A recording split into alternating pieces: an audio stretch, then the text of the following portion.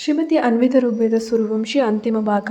ಧೂಳು ಮತ್ತು ಕಾಂಕ್ರೀಟ್ನ ಹೊಗೆಯ ನಡುವೆ ಆ ಬೃಹತ್ ಟೊಳ್ಳುಗೋಡೆ ಸಂಪೂರ್ಣವಾಗಿ ಧಾರಾಶಾಹಿಯಾಗಿ ಬಿದ್ದಾಗ ಅದರ ಇಂದಿದ್ದ ದೃಶ್ಯವನ್ನು ನೋಡಿ ಅಲ್ಲಿದ್ದ ಪ್ರತಿಯೊಬ್ಬರ ರಕ್ತವು ಒಂದು ಕ್ಷಣ ಹೆಪ್ಪುಗಟ್ಟೋಯಿತು. ಒಂದೊಂದು ಕತ್ತಲೆಯಿಂದ ಕೂಡಿದ ಕೆಳಮುಖವಾಗಿ ಸಾಗುವ ವಿಶಾಲವಾದ ರಹಸ್ಯ ಸುರಂಗಗಳು. ಆ ಸುರಂಗದ ಪ್ರವೇಶ ದ್ವಾರದಲ್ಲೇ ಅನ್ವಿತಾಳ ರಕ್ತಸಿಕ್ತವಾದ ದುಪ್ಪಟ್ಟ, ಅವಳ ಕೈಲಿದ್ದ ಚೈನು ತುಂಡಾಗಿ ಬಿದ್ದಿರುತ್ತೆ. ಅದನ್ನು ನೋಡಿದ ತಕ್ಷಣವೇ ಋಗ್ವೇದನ ಕಣ್ಣುಗಳಿಂದ ಬಿಸಿಯಾದ ನೀರು. ಅನ್ವಿತಾ ಅಂತ ಗಟ್ಟಿಯಾಗಿ ಕೂಗುತ್ತಾ, ಯಾವುದೇ ಅಪಾಯದ ಅರಿವಿಲ್ಲದೆ ಸುರಂಗದೊಳಗೆ ಧುಮುಕಕ್ಕೆ ಮುಂದಾಗ್ತಾನೆ. ತಡೆ, ಆತುರ ಪಡಬೇಡ, ಒಳಗಡೆ ಕತ್ತಲೆ ಇದೆ, ಜೊತೆಗೆ ಧರ್ಮೇಶನ ಗೂಂಡಾಗಳು ಮಾರಕಾಸ್ತ್ರಗಳೊಂದಿಗೆ ಅಡಕಿ ಕುಳಿತಿರ್ತಾರೆ ಅಂತ ನೀರವ್ ತಕ್ಷಣವೇ ಓಡು ಬಂದು ಋಗ್ವೇದನ ತೋಳನ್ನು ಗಟ್ಟಿಯಾಗಿ ಹಿಡಿದುಕೊಳ್ತಾನೆ. ನನಗೆ ನನ್ನ ಪ್ರಾಣದ ಚಿಂತೆ ಇಲ್ಲ ನೀರವ್. ನನ್ನ ಅನ್ವಿತಾ ಆ ಕತ್ತಲೆಯಲ್ಲಿ ಉಸಿರುಗಟ್ಟಿ ಸಾವು ಬದುಕಿನ ನಡುವೆ ಹೋರಾಡ್ತಾ ಇದ್ದಾಳೆ. ನಾನು ಒಂದು ಕ್ಷಣ ತಡ ಮಾಡಿದರೂ ಆ ರಾಕ್ಷಸರು ಅವಳಿಗೆ ಏನು ಬೇಕಾದರೂ ಮಾಡಬಹುದು ಅಂತ ಹೇಳಿ ಋಗ್ವೇದ ನೀರವ್ನ ಕೈಯನ್ನು ಬಿಡಿಸ್ಕೊಂಡು ಇನ್ಸ್ಪೆಕ್ಟರ್ ಕೈಯಲ್ಲಿದ್ದ ಶಕ್ತಿಯುತ ಸರ್ಚ್ ಲೈಟ್ ಮತ್ತು ಗನ್ನನ್ನು ಕಸಿದುಕೊಳ್ತಾನೆ. ಸರ್, ನಮ್ಮ ಸಶಸ್ತ್ರ ಪೊಲೀಸ್ ತುಕಡಿ ನಿಮ್ಮ ಜೊತೆ ಬರಲಿದೆ.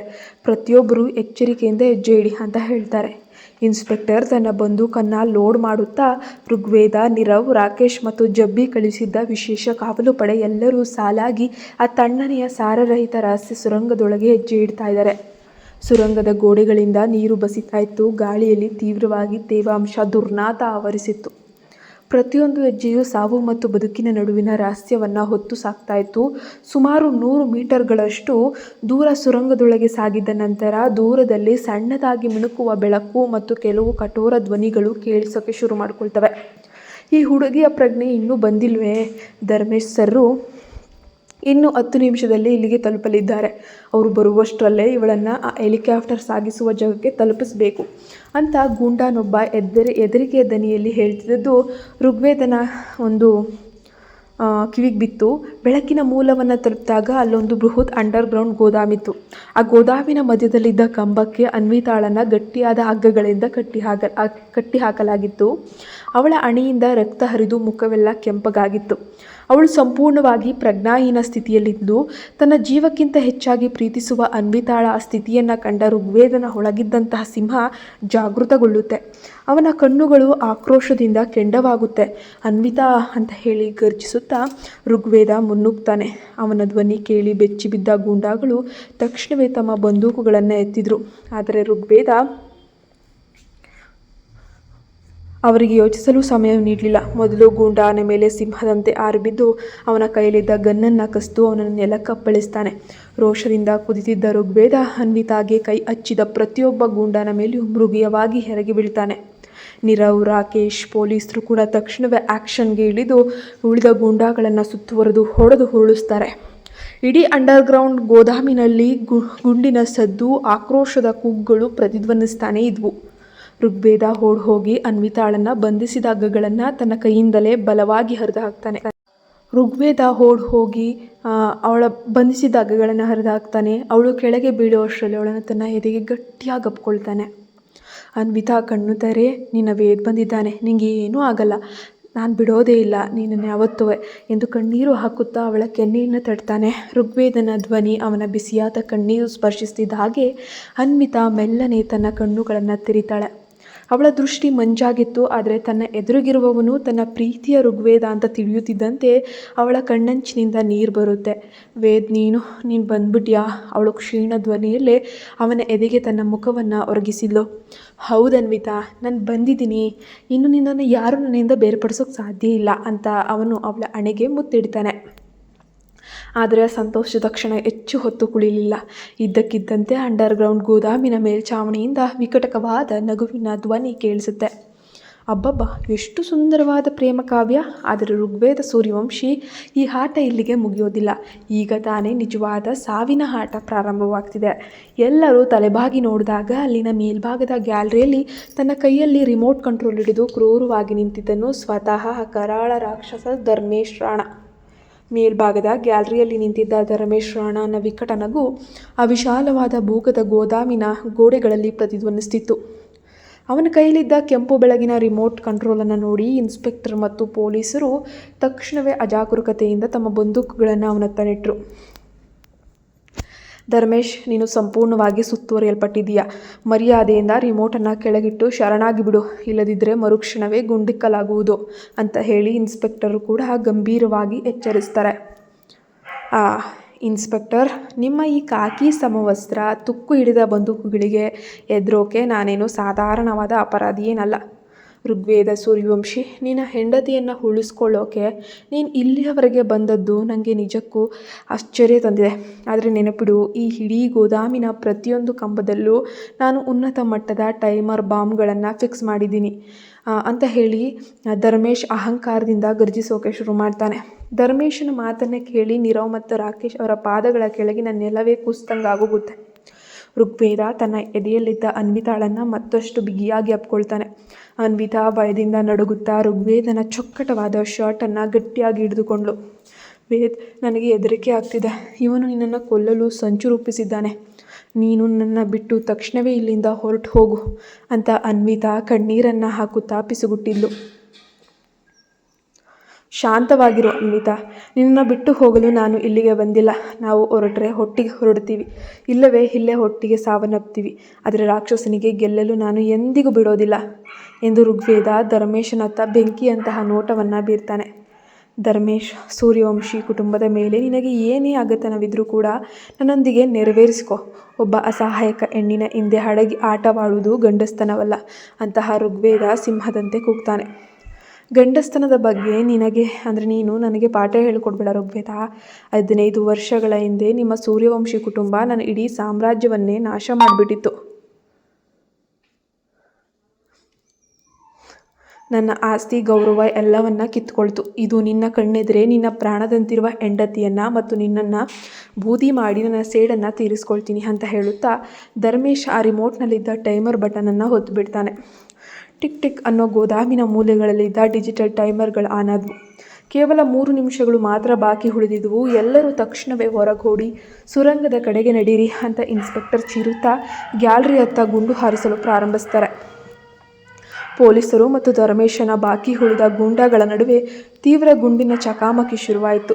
ಋಗ್ವೇದ ಅನ್ವಿತಾಳನ್ನು ತಕ್ಷಣವೇ ತನ್ನ ತೋಳುಗಳಲ್ಲಿ ಎತ್ಕೊಳ್ತಾನೆ. ಅವಳ ದೇಹದಲ್ಲಿದ್ದ ನಿರಾಸನ ಮತ್ತು ಗಾಯಗಳಿಂದ ಅವಳಿಗೆ ನಡೆಯಲು ಕೂಡ ಸಾಧ್ಯವಿರಲಿಲ್ಲ. ವೇದ್, ನನ್ನ ಕೆಳಗಿಳಿಸು, ನಾನು ನಿನ್ನ ವೇಗವನ್ನು ಕಡಿಮೆ ಮಾಡ್ತಿದ್ದೀನಿ, ನೀನು ಓಡು ಅಂತ ಅನ್ವಿತಾ ಹೇಳ್ತಿದ್ದಾಳೆ. ಬಾಯಿ ಮುಚ್ಚು ಅನ್ವಿತಾ, ನನ್ನ ಉಸಿರು ಇರೋವರೆಗೂ ನೀನನ್ನು ಯಾವತ್ತೂ ಬಿಡುವ ಪ್ರಶ್ನೆಯೇ ಇಲ್ಲ.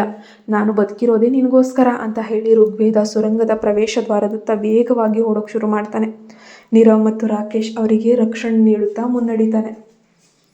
ಆದರೆ ಮೇಲ್ಭಾಗದಲ್ಲಿದ್ದ ಧರ್ಮೇಶ್ ಋಗ್ವೇದ್ ಪಾರಾಗುತ್ತಿರುವುದನ್ನು ಕಂಡು ಸಹಿಸದೆ ತಾನೇ ಸ್ವತಃ ಒಂದು ಬಂದೂಕನ್ನು ಹಿಡಿದು ಋಗ್ವೇದನ ಬೆನ್ನಿಗೆ ಗುರಿಯಿಟ್ಟು ಟ್ರಿಗರ್ ಒತ್ತುತ್ತಾನೆ.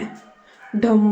ಆ ಗುಂಡು ಬಂದ ವೇಗವನ್ನು ಗಮನಿಸಿದ ನೀರವ್ ಸಮಯಕ್ಕೆ ಸರಿಯಾಗಿ ವೇದ್ ತಗ್ಗು ಅಂತ ಕೂಗುತ್ತಾ ಋಗ್ವೇದನನ್ನು ಪಕ್ಕಕ್ಕೆ ತಳ್ತಾನೆ. ಗುಂಡು ಋಗ್ವೇದನ ಭುಜದ ಪಕ್ಕದಲ್ಲಿ ಹಾದು ಹೋಗಿ ಗೋಡೆಗೆ ಬೀಳುತ್ತೆ. ಅದೇ ಕ್ಷಣದಲ್ಲಿ ಸುರಂಗದ ಮೇಲ್ಭಾಗದಿಂದ ಮತ್ತೊಂದು ಶಕ್ತಿಯುತ ಗುಂಡು ಹಾರಿ ಬಂದು ಧರ್ಮೇಶನ ಬಲಗೈಗೆ ಬಿತ್ತು. ಧರ್ಮೇಶನ ಕೈಯಲ್ಲಿದ್ದ ಗನ್ ಕೆಳಗೆ ಬಿತ್ತು. ಅವನು ನೋವಿನಿಂದ ಚೀರಾಡ್ತಾನೆ. ಎಲ್ಲರೂ ತಿರುಗಿ ನೋಡಿದ್ರು. ಸುರಂಗದ ದ್ವಾರದಲ್ಲಿ ಬೃಹತ್ ಆರ್ಮಿ ಶೈಲಿಯ ಬಂದೂಕನ್ನು ಹಿಡಿದು ತನ್ನ ಹದ್ದಿನಂತಹ ಕಣ್ಣುಗಳಿಂದ ನಿಂತಿರ್ತಾನೆ. ಆ ವಿಶೇಷ ವ್ಯಕ್ತಿ, ಅವನ ಹಿಂದೆ ಜಬ್ಬಿ ಮತ್ತು ಭಾರೀ ಸಶಸ್ತ್ರ ಕಮಾಂಡೋ ಪಡೆ ಇತ್ತು. ನಮ್ಮ ಸೂರ್ಯವಂಶಿ ಕುಟುಂಬದ ರಾಜಕುಮಾರಿಯ ಮೇಲೆ ಕೈ ಹಾಕಿದವನು ಭೂಮಿಯಲ್ಲಿದ್ದರೆ ಜೀವಂತವಾಗಿ ಉಳಿಯೋದಿಲ್ಲ ಧರ್ಮೇಶ್ ಅಂತ ಆ ವಿಶೇಷ ವ್ಯಕ್ತಿ ಗಂಭೀರ ಧ್ವನಿಯಲ್ಲಿ ಕುಡುಕ್ತಾನೆ. ಟೈಮರ್ನಲ್ಲಿ ಕೇವಲ 20 ಸೆಕೆಂಡ್ಗಳು, 15 ಸೆಕೆಂಡ್ಗಳು ನಡುಗುವ ಡಿಜಿಟಲ್ ಅಂಕಿಗಳು ಸಾವು ಹತ್ತಿರವಾಗುತ್ತಿರುವುದನ್ನು ಸಾರ್ತಾನೆ ಇದ್ವು. ಯಾರು ಯೋಚಿಸಲು ಸಮಯ ವ್ಯರ್ಥ ಮಾಡಬೇಡಿ, ತಕ್ಷಣ ಹೊರಗು ಹೊಡಿ ಅಂತ ವಿಶೇಷ ವ್ಯಕ್ತಿ ಚೀರಿದನು.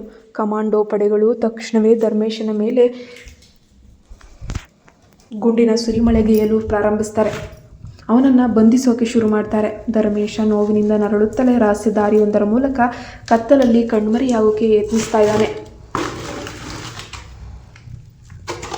ಋಗ್ವೇದ ಸಮಯ ಪ್ರಜ್ಞೆಯನ್ನು ಕಳೆದುಕೊಳ್ಳಿಲ್ಲ. ಅವನು ಅನ್ವಿತಾಳನ್ನು ಬಿಗಿಯಾಗಿ ತನ್ನ ಎದೆಗೆ ಮುಚ್ಚಿಕೊಂಡ. ನೀರವ್, ರಾಕೇಶ್ ಮತ್ತು ವಿಶೇಷ್ ಅವರ ಪಡೆಯ ಜೊತೆ ಸುರಂಗದ ಕಡಿದಾದ ದಾರಿಯಲ್ಲಿ ಪ್ರಾಣಾಂತ್ಯದಿಂದ ಹೊರಗೆ ಧಾವಿಸುತ್ತಿದ್ದಾನೆ. 10, 5, 4, 3, 2, 1 ಬೂಮ್ ಅನ್ನುವಂತಹ ಭೂಕಂಪ ಸಂಭವಿಸಿದಂತೆ ಇಡೀ ಭೂಗತ ಗೋದಾಮು ಭೀಕರ ಶಬ್ದದೊಂದಿಗೆ ಸ್ಫೋಟಗೊಂಡಿತ್ತು. ಬೆಂಕಿಯ ಕೆನ್ನಾಲಿಗೆಗಳು ಸುರಂಗದ ದ್ವಾರದವರೆಗೆ ನುಗ್ಗಿ ಬಂದಿದ್ವು.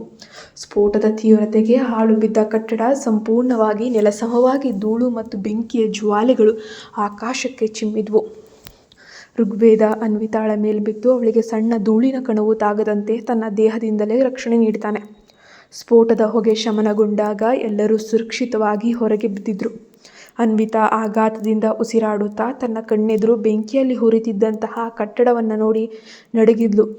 ಋಗ್ವೇದ ಮೆಲ್ಲನೆ ಅವಳ ಮುಖವನ್ನು ತನ್ನ ಕೈಗಳಲ್ಲಿ ಹಿಡಿದು, ಅನ್ವಿತಾ ನೋಡು ನನ್ನ ಕಡೆ, ನಾವಿಬ್ಬರು ಸುರಕ್ಷಿತವಾಗಿದ್ದೀವಿ, ನನಗಂತೂ ಏನೂ ಆಗಿಲ್ಲ ನೀನು ಅಂತ ಕಣ್ಣೀರನ್ನು ಒರೆಸ್ತಾನೆ. ಅಷ್ಟರಲ್ಲಿ ಕಮಾಂಡೋ ಪಡೆ ರಕ್ತಸಿಕ್ತನಾಗಿದ್ದ ಧರ್ಮೇಶ್ನನ್ನೇ ಎಳ್ಕೊಂಡು ಬಂದು ನೆಲಕ್ಕೆ ತಳ್ಳಿತು. ಸ್ಫೋಟದ ರಭಸಕ್ಕೆ ಅವನು ಓಡಿ ಹೋಗಲು ಸಾಧ್ಯವಾಗದೆ ತೀವ್ರವಾಗಿ ಗಾಯಗೊಂಡುಬಿಟ್ಟಿದ್ದ. ನಿನ್ನ ಆಟ ಮುಗೀತು ಧರ್ಮೇಶ್, ಸೂರ್ಯವಂಶಿ ಸಾಮ್ರಾಜ್ಯವನ್ನು ನಾಶ ಮಾಡಲು ಬಂದ ನೀನು ಇಂದು ಕಂಬಿ ಎಣಿಸುವಂತಾಯಿತು ಅಂತ ಹೇಳ್ತಾನೆ ವಿಶೇಷ ವ್ಯಕ್ತಿ ಗಂಭೀರವಾಗಿ. ನಾನು ಸೋತಿರಬಹುದು, ಆದರೆ ಸೂರ್ಯವಂಶಿ ಮಹಲ್ನಲ್ಲಿ ಕುಳಿತು ನಿಮ್ಮ ಬೆನ್ನಿಗೆ ಚೂರಿ ಹಾಕಿದ ಹಾವನ್ನು ನೀವು ಇನ್ನೂ ಗುರುತಿಸಲಿಲ್ವಲ್ಲ ಅಂತ ಧರ್ಮೇಶ್ ವಿಕಟಕವಾಗಿ ನಕ್ಕ. ಅದೇ ಕ್ಷಣದಲ್ಲಿ ಪೊಲೀಸ್ ಜೀಪ್ ಒಂದರಲ್ಲಿ ಇನ್ಸ್ಪೆಕ್ಟರ್ ಮತ್ತು ಕಾವಲುಗಾರರು ಸೂರ್ಯವಂಶಿ ಮಹಲ್ನಿಂದ ಕರೆತಂದಿದ್ದಂತಹ ಪ್ರಿಯಾಳನ್ನು ಕಾರ್ನಿಂದ ಕೆಳಗೆ ಇಳಿಸ್ತಾ ಇದ್ರು. ಪ್ರಿಯಾಳ ಕೈಗಳಿಗೆ ಕೋಳ ತೊಡಿಸಲಾಗಿತ್ತು. ಅವಳ ಮುಖದಲ್ಲಿದ್ದ ಭ್ರಮೆ ಅಹಂಕಾರವೆಲ್ಲ ಸಂಪೂರ್ಣವಾಗಿ ಕರಗೋಗಿತ್ತು.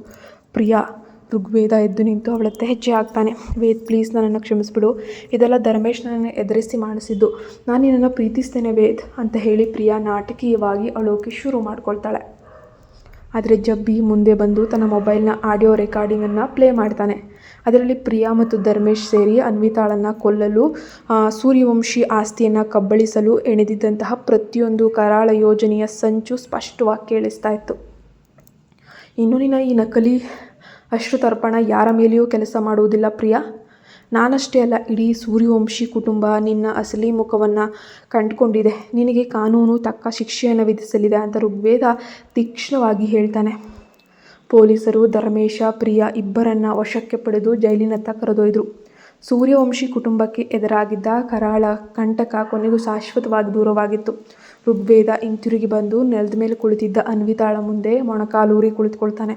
ಅವಳ ಕೈಗಳನ್ನು ತನ್ನ ಕೈಯಲ್ಲಿ ಹಿಡಿದುಕೊಂಡು, ನನ್ನ ಪ್ರೀತಿಯ ಅನ್ವಿತಾ, ಈ ಕತ್ತಲ ರಾತ್ರಿ ಮುಗೀತು, ಬಾ ನಮ್ಮ ಮನೆಗೆ ಹೋಗೋಣ ಅಂತ ಕರೀತಾನೆ.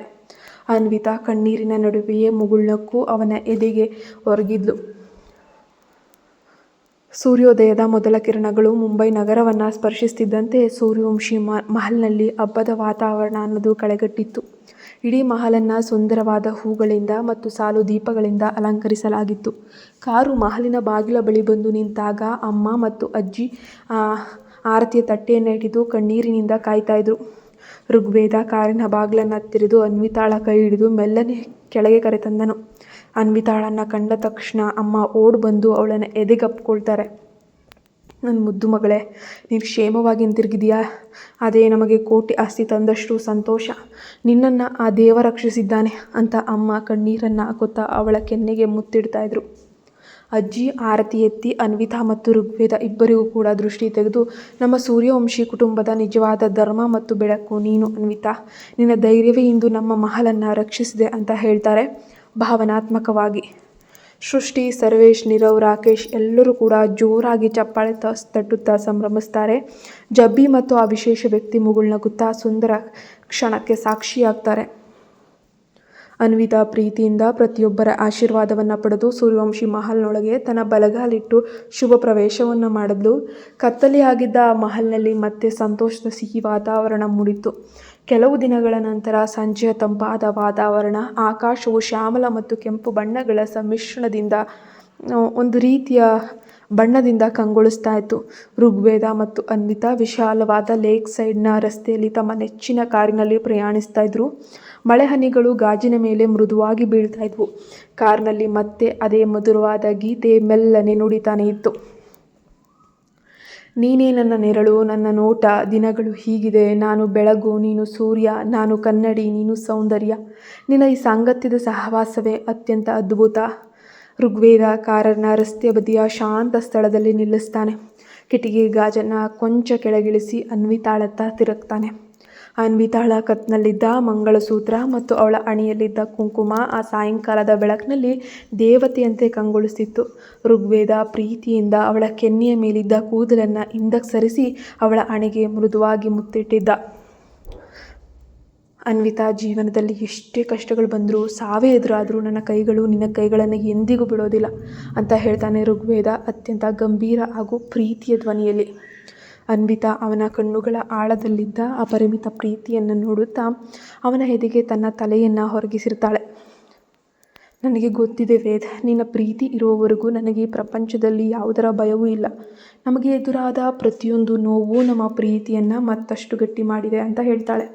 ಅನ್ವಿತಾ ಮುಗುಳ್ನಗುತ್ತಾ, ಆಕಾಶದ ಅಂಬರ ಬಣ್ಣದ ಬೆಳಕಿನಲ್ಲಿ ಮಳೆಯ ಹನಿಗಳ ನಡುವೆ ಅವರಿಬ್ಬರ ಪ್ರೇಮ ಕಾವ್ಯವು ಎಂದೆಂದಿಗೂ ಅಮರವಾದ ಹೊಸ ಅಧ್ಯಾಯಕ್ಕೆ ನಾಂದಿ ಹಾಡಿತ್ತು. ಪ್ರೀತಿಗೆ ಯಾವುದೇ ನಿರ್ದಿಷ್ಟ ರೂಪವಿಲ್ಲ, ಆದರೆ ಸತ್ಯ ಧರ್ಮದ ಹಾದಿಯಲ್ಲಿ ಸಾಗುವ ಪ್ರೀತಿಗೆ ಎಂದಿಗೂ ಕೂಡ ಅಳಿವಿಲ್ಲ ಅಂತ ಹೇಳ್ತಾ ಈ ಕಥೆಯನ್ನು ಮುಗಿಸೋಣ. ಈಗ ಹೊಸ ಕಥೆ ಶುರುವಾಗಿದೆ.